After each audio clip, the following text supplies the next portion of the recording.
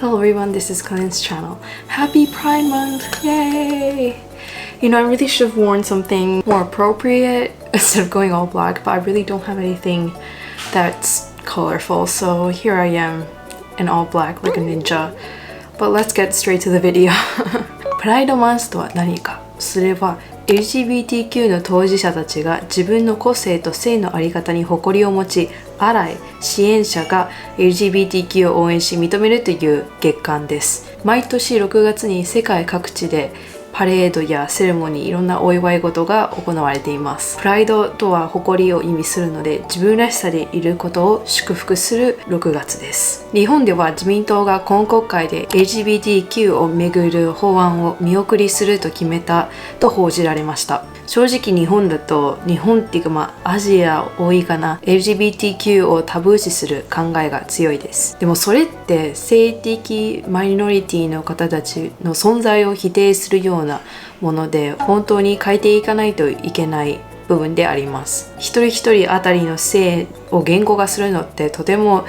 難しいので、どうすればいいかわからないっていう方たちがたくさんいると思います。向き合って多様性を尊重することが当たり前の世の中にやればいいなと思い、今回はこのような動画を作ることにしました。偏見や差別を生むのは無知、無関心と言われています。じゃあそこでどうすればいいのか。まず大きいのは自分自身を教育すること。というわけで今日は気づかないで傷つけている言葉を紹介します。うっかり言っちゃった純粋な質問が実は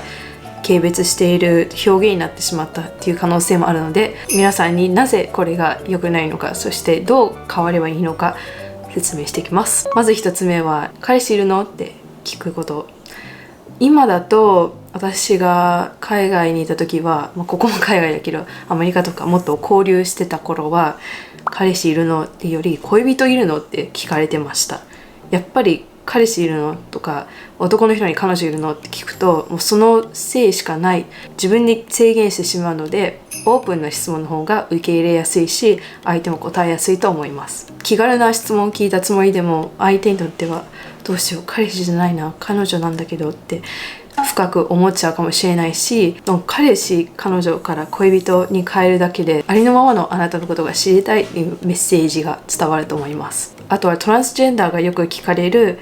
あんまり良くない質問。本当の名前は何？本当の性別は何？性別とともに名前を変えている方も結構多くて、公表してもないのに周りの性別のことを聞いたり、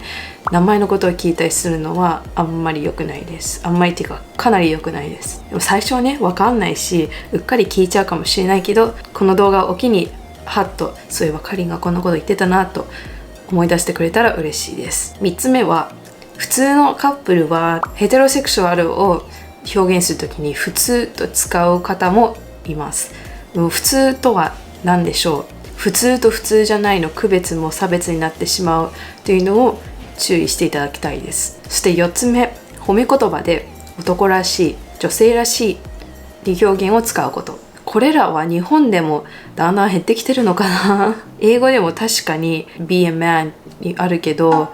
もう本当にタブーになっちゃって全然聞かないです。前日本に行った時、男性用化粧品コーナーとかあったから男性用化粧品とはって私もびっくりしました。 Can you imagine like makeup for men, toolboxes for women like what the heck。 相手を褒めるときは性別らしいではなく人間力を褒めてあげるといいかもしれません。そして次は LGBT なの？という質問です。一見これのどこが悪いのって思うかもしれないけど、 LGBT っていうのはレズビアン、ゲイ、バイセクシュアル、トランスジェンダーの4つを表している言葉です。でも最近だと LGBTQ+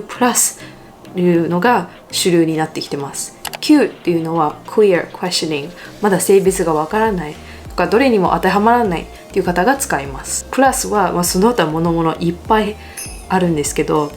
私も正直覚えきれてないです。自分のことをどうアイデンティファイするのはその人本人の自由ですし、変化することもあります。LGBT 以外にもたくさんある、10人いたら10人違う可能性があるっていう考え方に今は変化していってます。LGBT なのとか LGBTQ+ なのっていう質問聞くより、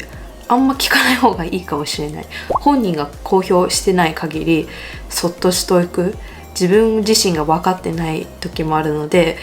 あんま聞かない方がいいかな。それがマナーかなって思います。性によって人間の価値観も変わるわけではないので、友達を自己紹介する時とかもゲイの友達で紹介するのもあんまり適切じゃないかなって思います。聞けないならどうやって失礼なく会話できるのって疑問に思う方もいるかもしれません。そこで海外では自己紹介で名前と年齢とともに pronouns、 自分の代名詞を言います。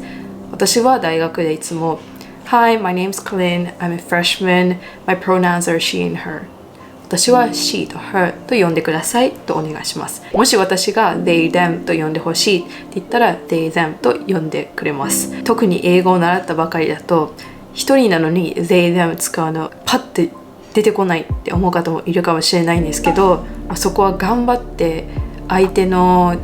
アイデンティティをリスペクトしてあげて、間違えてもその場で訂正して they them と言ってあげると全然努力しないのと全く違います。自分の代名詞はその本人にしかわからないので、本人が望む通りに言ってほしいですね。そして次の NG ワードっていうか、これはもう完全なる侮辱ワードは笑いがつまらなくなってきたとか、言ってはいけないことが増えて窮屈になった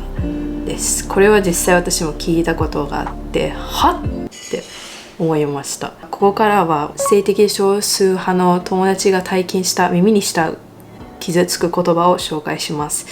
まず1人目、こちらはアメリカに住んでいるバイセクシュアルの友達です。Something that's happened a lot to me and my girlfriend during our relationship is people asking us who is the boy and who is the girl.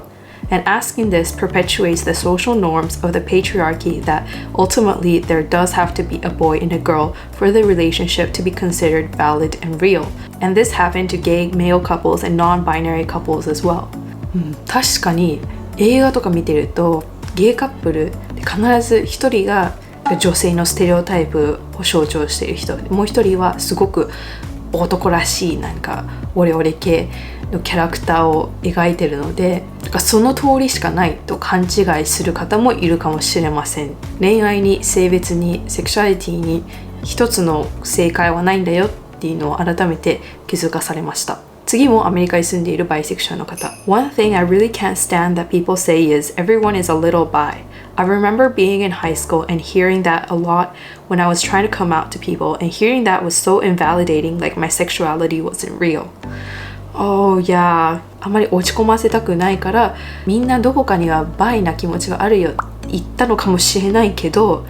相手にとっては公表したのになんでそうやって下げること言うの？いうことですね。公表するまでどれぐらい勇気を絞ってきて、どれぐらい今まで人生苦しんできたのか本人にしかわからないことなので、なかったことにするようなことを言ってしまうのは本当に良くないと思います。そして最後はシンガポールに住んでいる友達です。家族から来たフレーズもあるので、心配や不安から生まれた言葉でもあると思います。Why can't you just live a normal life? Don't you want to make your parents proud? Don't you want children? It's natural. こういう普通とかナチュラルって言われると、自分は普通じゃないんだ、認められてないんだ、存在を否定することになってしまいます。あとこれ読んで一番ショックを受けたフレーズが Did anything wrong happen with you? Did I fail raising you? Reading this was hard enough. Imagine being the one hearing it directly from your family. Did I fail raising you? Does that mean you are a failure? My goodness. 10代の LGBTQ の約半数がいじめに遭っています。そして LGBTQ の自殺未遂はそうでない人に比べて約6倍から10倍多いらしいです。この動画を見て家族やお子さんと一緒に話し合おう。LGBTQ のことをもっと調べてみよう。友達をサポートしたい。どうやって貢献できるかもっと学びたいと思っていただけるきっかけになれば嬉しいです。もしかしてこっちの人って差別を目の当たりにした時はだとしてもいいよねと明るくその人の中であれもしかして私が言ったこと間違ってたかなと考えてもらえるきっかけを皆さんにもだんだん作ってほしいです。自分らしく生きることが間違っていると社会に否定され続けていて、苦しんできた人にとって自分が言う一言はどれだけ心の支えになっているか、改めて自分は何をできるのか、セクシュアルマイノリティの方が侮辱されているその現場にいたら何て言えるか、なんて声を上げることができるのか、ぜひ概要欄からもっと詳しい情報を読んでみてください。私も将来子供ができたら打ち明けるのが怖い、見捨てられたらどうしようって不安に思ってほしくないし、カミングアウトできない人が一人でも減ればいいなと思ってます。なんと世界には LGBTQ に関する差別を法律で禁止する国が80カ国以上あります。日本ではそのような法律がないんですけど、私たち自身が勉強して理解をして応援することでレガシーを残すことが一番の役目だと思ってます。私もこのようなせっかくのインターネットのプラットフォームがあるのでこの動画を撮ってみたのですが、シェアもしていただけると嬉しいです。長くなりましたが最後までご視聴ありがとうございます。ではまた、バイバイ。